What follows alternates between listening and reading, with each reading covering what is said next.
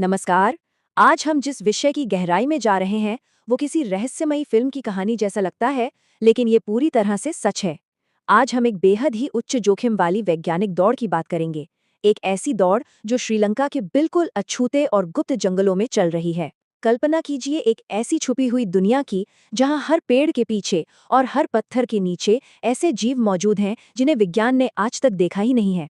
आज की इस चर्चा में हम जानेंगे कि इन अज्ञात प्रजातियों को खोजने, उन्हें विलुप्त होने से बचाने और दुनिया के सामने लाने के लिए वैज्ञानिक किस तरह जान जोखिम में डाल रहे हैं।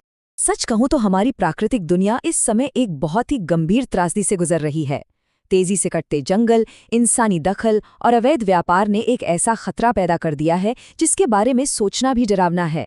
सोचिए, ऐसे अनगिनत जानवर हैं जिन्हें अभी तक आधिकारिक तौर पर पहचाना भी नहीं गया है, और वे किसी भी दिन हमेशा के लिए गायब हो सकते हैं, बिना किसी नाम, बिना किसी तस्वीर और बिना किसी वैज्ञानिक रिकॉर्ड के।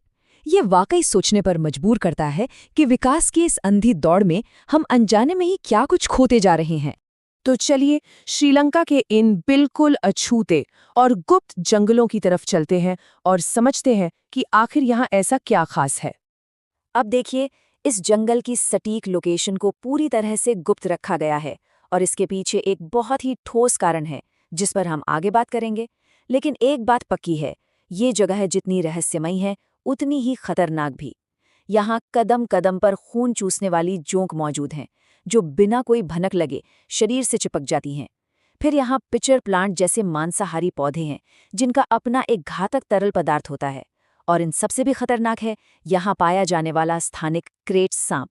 ये दुनिया के सबसे जहरीले सांपों में से एक है। अगर ये काट ले तो 1 घंटे के भीतर मेडिकल मदद ना मिलने पर जान जा सकती है। इतने सारे जानलेवा खतरों के बावजूद इस जंगल में जीवन का एक अद्भुत खजाना छिपा है।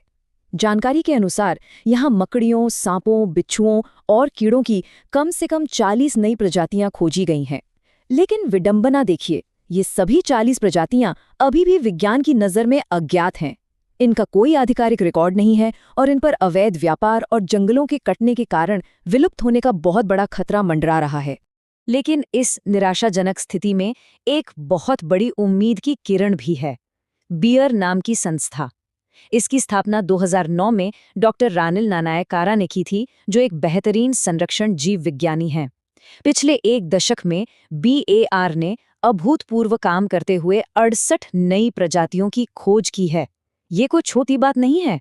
ये संगठन इन जीवों को खोजने, बचाने और उनके संरक्षण के लिए दिन रात एक कर रहा है। अब ये सवाल उठता है कि किसी नई प्रजाति को आधिकारिक तौर पर दर्ज करने की प्रक्रिया क्या होती है।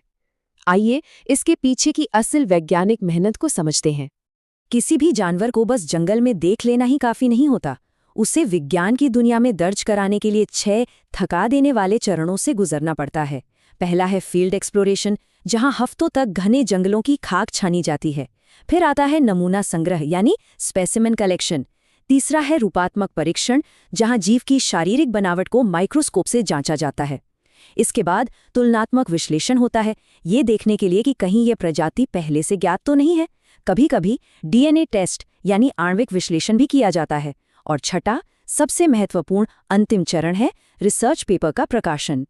यहाँ एक बहुत ही दिलचस्प और सेंसिटिव बात सामने आती है। आमतौर पर वैज्ञानिक रिसर्च के लिए जानवरों को पकड़कर तुरंत मार दिया जाता है ताकि लैब में उन पर काम हो सके। लेकिन डॉक्टर रैनिल का तरीका बिल्कुल अलग है। वे प्रजातियों को जीवित पकड़कर लाते हैं और तब तक रिसर्च के लिए इंतजार करते हैं जब तक कि उस जानवर की प्राकृतिक रूप से मृत्यु नहीं हो जाती। विज्ञान के क्षेत्र में नैतिकता और जीवों के प्रति सम्मान का ये एक बहुत ही शानदार उदाहरण है। इस पूरे प्रक्रिया में तीसरे चरण यानी रूपात्मक परीक्षण में बहुत बारीक चुनौतियां होती हैं। जीव के अंगों, खासतौर पर प्रजनन अंगों और दांतों को माइक्रोस्कोप के नीचे रखकर बहुत सूक्ष्मता से जांचना पड़ता है। और यहाँ एक बहुत ही चौंकाने वाला तथ्य है, जब प्राकृतिक मृत्यु के बाद इन नमूनों को संरक्षित करने के लिए अल्कोहल में डाला जाता है तो उनके सारे प्राकृतिक रंग गायब हो जाते हैं। जी हाँ, वे बिल्कुल फीके या लाल रंग के दिखने लगते हैं। इसीलिए अल्कोहल में डालने से पहले उस जीवित जानवर की हाई क्वालिटी तस्वीरें लेना बेहद जरूरी होता है ताकि दुनिया उसका असली रूप देख सके। ये सब सुनने में बहुत रोमांचक लगता है, लेकिन इस महत्वपूर्ण शोध के रास्ते में एक बहुत बड़ी रुकावट है, और वो है पैसा। कोविड महामारी के बाद से डॉक्टर रेनेल की संस्था की फंडिंग लगभग पूरी तरह से रुक गई। ये जानकर शायद बहुत हैरानी होगी कि सिर्फ एक रिसर्च पेपर को नेचर या साइंस जैसी प्रतिष्ठित पत्रिकाओं में प्रकाशित करने की फीस ही $3000 से $4000 तक होती है। जब तक रिसर्च पब्लिश नहीं होती, उस जीव को कोई मान्यता नहीं मिलती। और ये भारी भरकम फीस अक्सर इन संरक्षणवादियों के लिए एक बहुत बड़ी दीवार बन जाती है। इस पूरी रुकी हुई वैज्ञानिक प्रक्रिया को फिर से शुरू करने के लिए महज 5 लाख रुपए का वित्तीय योगदान काफी होता है। अगर हम इसे बांट कर देखें, 1.5 लाख रुपए फील्ड सहायकों के वेतन और रहने के लिए, ताकि वे जंगल में सुरक्षित रह सकें। 1.5 लाख रुपए अंतर्राष्ट्रीय संग्रहालयों की यात्रा के लिए, क्योंकि दुनिया भर में रखे पुराने नमूनों से तुलना करना जरूरी है। 1 लाख रुपए अच्छे कैमरे और माइक्रोस्कोप के लिए, 50,000 प्रकाशन फीस के लिए और बचे हुए 50,000 स्थानीय लोगों में जागरूकता फैलाने के लिए। देखा जाए तो हर 1 रुपया सीधे विज्ञान और संरक्षण के काम में लग रहा है।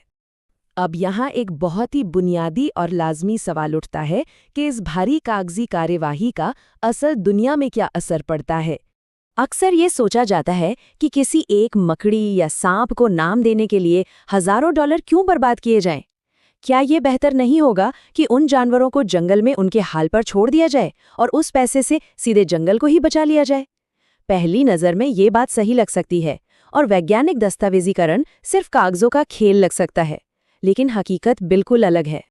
असल में बिना डॉक्यूमेंटेशन के दुनिया को पता ही नहीं चलेगा कि वो प्रजाति अस्तित्व में भी है। एक प्रकाशित शोध पत्र एक डोमिनोज प्रभाव की तरह काम करता है। सबसे पहले एक रिसर्च पेपर छपता है, इसके छपते ही दुनिया भर के शोधकर्ताओं का ध्यान उस जंगल की ओर जाता है। इससे एनजीओ और वन्य जीव विभाग हरकत में आते हैं और अंत में सरकार पर इतना दबाव बनता है कि वो उस पूरे क्षेत्र को राष्ट्रीय उद्यान या संरक्षित रिजर्व घोषित कर देती है।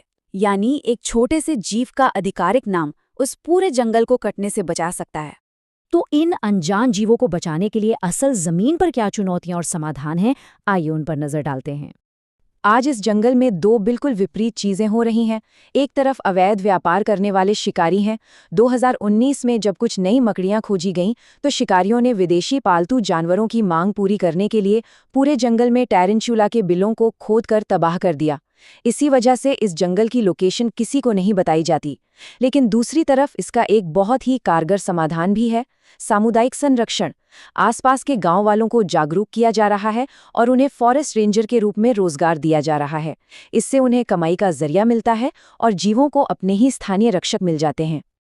अगर कोई इस बदलाव का हिस्सा बनना चाहे तो $5000 की स्पॉन्सरशिप पूरी तस्वीर बदल सकती है। ये राशि एक नई प्रजाति को पूरी तरह से प्रलेखित करने, लैब वर्क और पब्लिकेशन का पूरा खर्च उठाने के लिए काफ़ी है। और इसमें सबसे शानदार बात क्या है? वैज्ञानिक नामकरण के नियमों के अनुसार जो व्यक्ति या संस्था इसे फंड करती है, उस नई प्रजाति का नाम उस प्रायोजक के नाम पर रखा जा सकता है। ये सच में इतिहास के पन्नों में हमेशा के लिए दर्ज होने जैसा है। और इस प्रत्यक्ष फंडिंग का असर जमीन पर दिखना शुरू हो गया है। पोइसिलियोथेरिया जीनस की एक नई खोजी गई टैरेंटुला मकड़ी को जल्द ही इसका फायदा मिलने वाला है। इस मकड़ी को बहुत जल्द एक आधिकारिक वैज्ञानिक नाम मिल जाएगा। ये सिर्फ एक नाम नहीं होगा, ये इस बात की वैश्विक गारंटी होगी कि दुनिया ने इसके अस्तित्व को मान लिया है और अब इसे संरक्षित करने के लिए ठोस कदम उठाए जाएंगे। इस पूरी चर्चा के अंत में एक बहुत ही गहरा सवाल हमारे सामने खड़ा होता है।